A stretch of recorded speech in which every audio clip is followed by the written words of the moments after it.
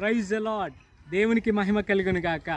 Dear friends, పరిశుద్ధమైన Bible గ్రంథం చెప్తుంది, సాత్వికులు ధన్యులు, వారు భూలోకమును స్వతంత్రించుకుందరు.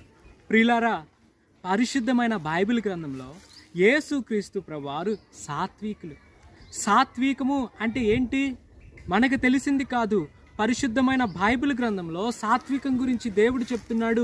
శాంత గుణం కలిగి ఉండటం, మంచి స్వభావం కలిగి ఉండటం.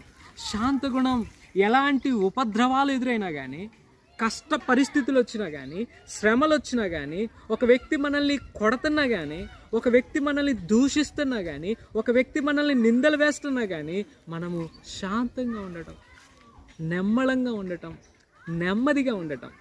యేసుక్రీస్తు ప్రభువారు సిలువ ప్రయాణములో కల్వరి సిలువకి వెళ్ళేటప్పుడు కొండ దగ్గరికి యేసుక్రీస్తు ప్రభువారు అంత ఘోరంగా శిక్షించబడుతున్నా కానీ శాంత గుణం కలిగి ఉన్నాడు.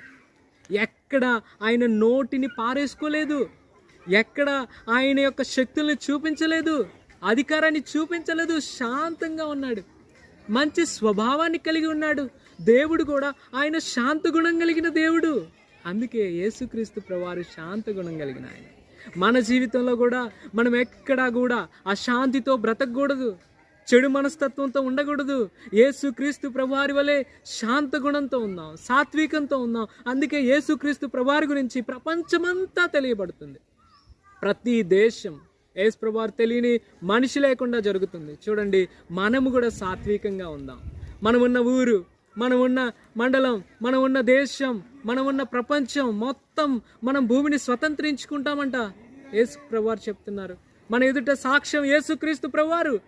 కాబట్టి మనం సాత్వికంగా బ్రతుకుదాం, పరలోకానికి వారసులు అవుదాం, భూమిని స్వతంత్రించుకుందాం. Praise the lord. దేవునికి మహిమ కలిగిన